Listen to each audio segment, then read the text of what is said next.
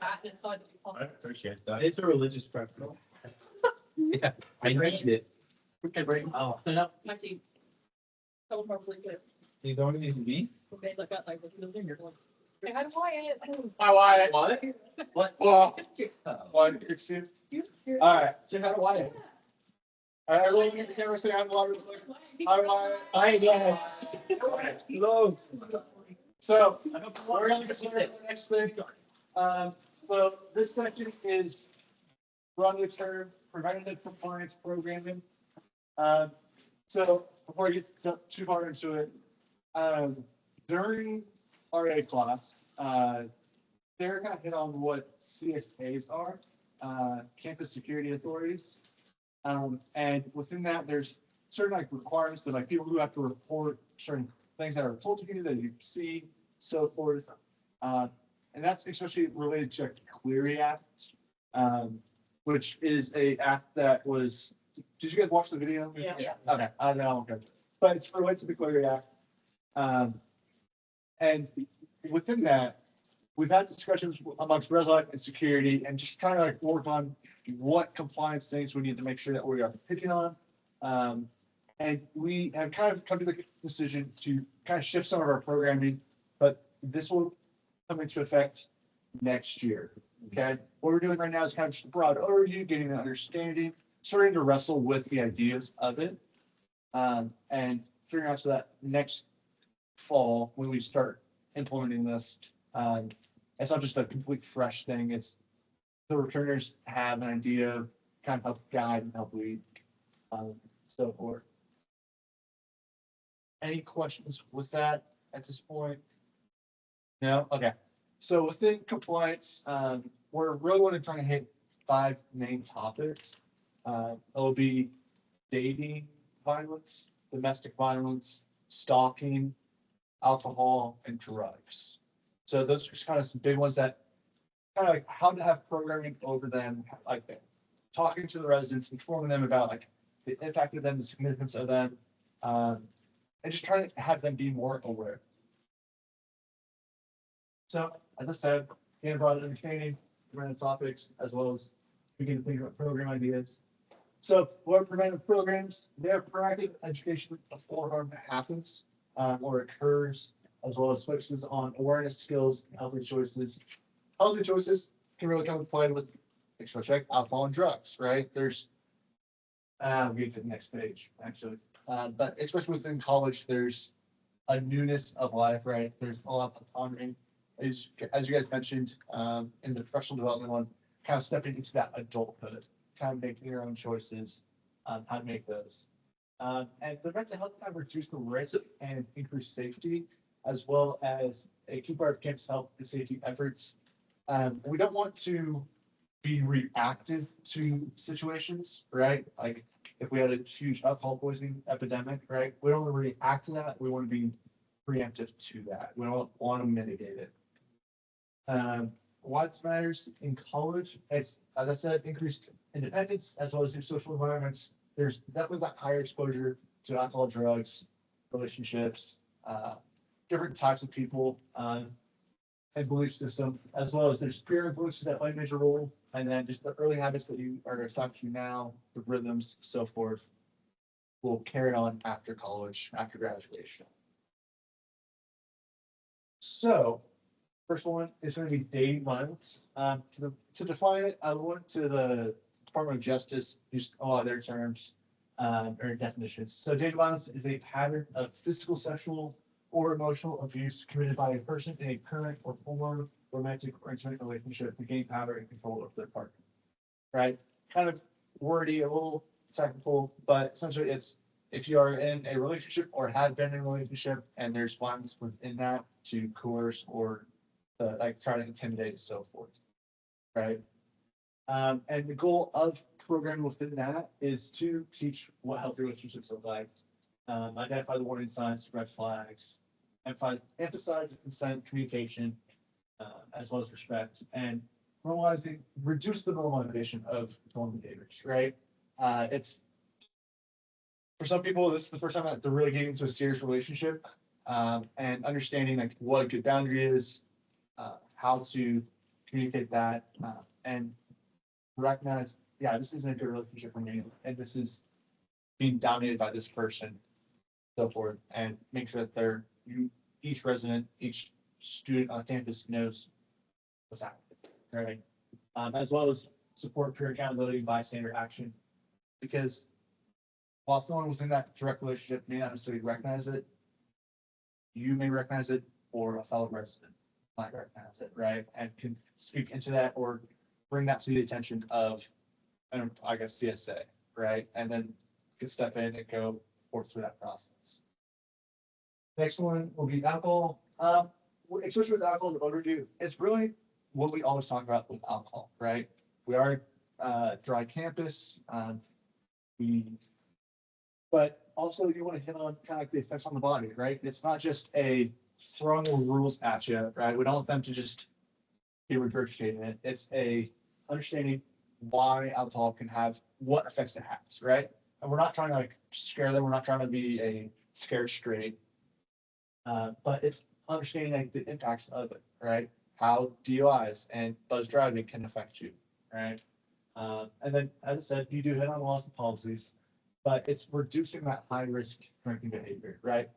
Especially with freshmen. I mean, again, there's that freedom, right? You're trying to understand that there's very little limit, right? But also with upperclassmen, right? As if they have chosen to abstain until they're 21, right? Learning how those drinking behaviors, learning to drink in moderation, and so forth. What are different tolerances? Connect alcohol use to academics and safety, as well as encouraging safer social norms on campus and supporting informed, responsible decision making. Right? I remember in college we did an alcohol education, and it was just like kind of trying to show you just like different aspects of it. And it's just like you're trying like not they didn't like pull out actual alcohol, but it's like trying to inform on that danger of what can happen, right? One. Drugs. Yeah, again, this is another basic overview, but it's understanding the effects it has, helping them like connect it to how your athletic performance will happen, like might take a dip, or your academic, right? As well as understanding like laws and so forth. And I know that there's been a lot of research with vapes recently and how that's affecting lungs, so forth. Like you can kind of get into the effects and look at that. And again, the goals would be to address misuse of prescription and illegal drugs, as well as educating on the physical, mental, and academic effects, teaching how to say no, so thank you, push it off, reduce long-term dependence and illegal consequences, and then encourage healthier alternatives, right? Making those connections. A lot of these compliance things, it feels really heavy. It feels a lot of here's the next thing, here's the next thing. And it's trying to inform them while they're still young, while they're still kind of connecting the dots and make those choices. Domestic violence is defined as a pattern of physical, sexual, emotional, psychological, economic, or technological abuse in an intimate relationship used to gain or maintain power, control over another person. We bring this up during our conduct and security aspect during the fall. This does apply to our residents, right? Because it would be somebody who they also reside with is another definition. So if it turns into a violent confrontation amongst roommates, we're calling police, and that's a domestic violence situation. So helping them understand and connect, like it's not just family, it's not just a relation, like a personal relationship. It's also who you're living with, right? A domicile. So the goal is raising the awareness of abuse in all types of relationships, connecting past, current, future relationships, breaking cycles, as well as equipping students with good, safe exit strategies, and highlighting the campus resources as well as community resources. I forgot to get it printed off, but we have sheets that CFL has created. It has a variety of like contact info and such for suicide hotline, domestic violence hotline, sexual violence hotline. And I can add that to our different teams, but it would be a great resource to have. We got given, we have help sheets in the res life office right now, just on the front desk if you want to have one of those. But it just has a variety of numbers that you can call or text as well, in those situations. Stalking, engaging is defined as engaging in a course of conduct directed at a specific person. That would cause a reasonable person to be with fear for his or her safety or safety of others, or some for potential danger and stress. Right? And then again, it's also kind of, it really comes into play with college, right? Forming relationships, figuring that out, and then a relationship breaks apart, and then not knowing necessarily how to process those emotions, and then it can turn into stalking of if it's not reciprocal, right?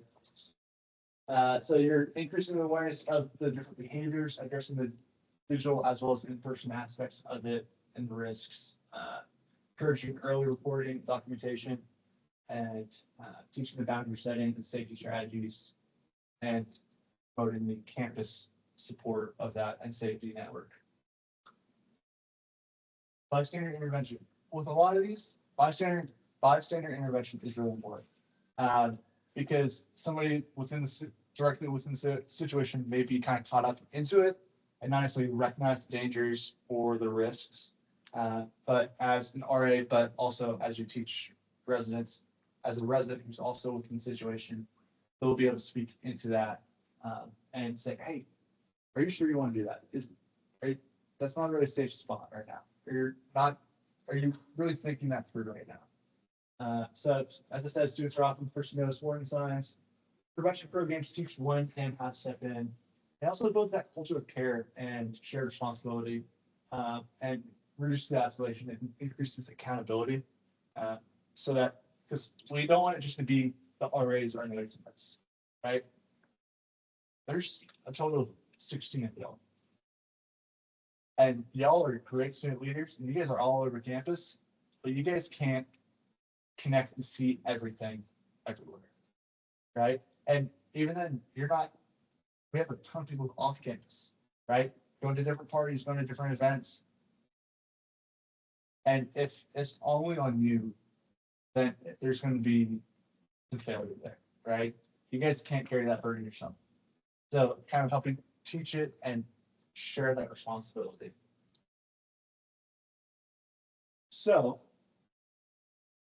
for the rest of our time that we have for this session, we'll have you guys, I'm going to have you guys break up into groups on the next slide. I want you guys to start brainstorming ideas for just like different programs and such. I assigned everyone a group for a different theme. Is there a group that you might want something to think about? Is there someone that you would like to reach out to? That like within the university community or within the like Wichita community, that might be a good resource to come in or to partner with or ask more questions about the specific compliance safety issue, right? Are we doing like a event like we host every month? Is that what you're talking about, like that? So this will be, so what we're kind of shifting, I just want to eventually get to that. Okay. No, you're good. I could have probably figured it out a different way, but what essentially what we're doing is we're going to be shifting, we're making September our compliance theme, our theme for September. Compliance is our thing. There we go. So what's going to look like next year is that we'll have RAs, we'll assign RAs to a topic or a theme. And what will happen is it'll be like 2 or 3 y'all plus a pro staff member as well. And we'll work to plan and execute the event. We want to bring in the pro staff because we recognize this is a new thing. It's also compliance, trying to like learn how to do it well. So it won't just be RAs be free. Like will be some more support with that. And as we are learning this new thing, right? So does that answer the question? Yeah. Something to also think about as you guys are starting to brainstorm ideas, at least avoid trivializing trivializing or glorifying negative behaviors in the event, like in the events or programs.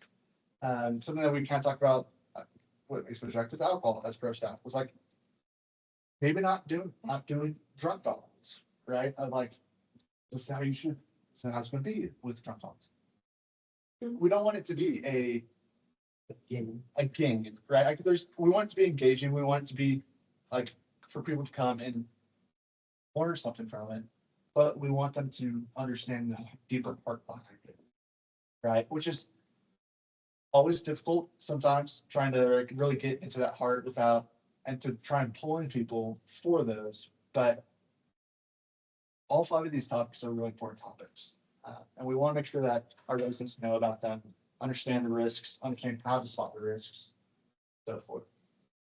So, any other questions? So it can't be like games or like fun things. It can, but you just don't want to, you can do games, but you don't want to do something that glorifies what it is, like doing water pong instead of, like, for alcohol awareness, can't do that. Like that kind of thing. Is it, Yeah. is it gonna be like a rain day instead of? That's an idea of how to do it. Like you could, that's an example, but that's a passive. If you want to do something more engaging too, that's also an option. So, like, especially with this, we're open to like a lot of these ideas. Like, we don't know what this really looks like. It could, like, as Courtney said, it could be more of that passive program like Rain Day, where we set a table, we like have a discussion with people and so forth. It could be more of it's in Village Lobby and we're putting on this event, right? This is the first time that we're really doing this compliance programming stuff. So you guys are kind of helping brainstorm, be the brainchild, like being kind of like the guinea pigs with it as we try to figure out what this looks like. So no idea is a bad idea. It's just trying to avoid the over-glorification of, yeah, this is like something like that. So the vision for this is like, well, Res Life as one unit is doing one program. Yeah, we're It's doing, every already. we'll be hitting on all 5 of these programs, like these 5 topics Okay, I'm during sorry. September. I'm saying like, is each RA gonna have to do it like their monthly event kind of deal? Like, So It will be in teams, so we'll be in teams and pro staff member will be with us, and the group of like 3 or 4, if what I understand Okay. correctly, the group of like 3 or 4 of us will be given a topic. Yeah. yeah, That will be your event. so there's a. yeah, that'll be the event for the, for Brandon Caleb and Like program. Spencer, right? Yes. But, Okay. yeah, Yeah, you guys are helping us iron it out, so it makes more sense to us in September. So, Also, excuse me, yes. this is in the future, like next year, not like now. yes. So it's, you guys are generating ideas right now. God, Is, We don't want September to be the first time we thought about it. Yeah. Yeah, we have that. We're in it. yeah. So Groups. alcohol will be Green MJ and Patricio. Drugs will be. Yeah. Stocking will be Brandon Johnny, House Seat, and then domestic Yeah. rents will be. For my Gabby, and Naomi. I love this stuff. How does it's not involved? All right. You don't act, You hear my idea? like I know domestic violence more, but people need You like like. live action, you know, so you would have like act out, date, about scene. It also is like.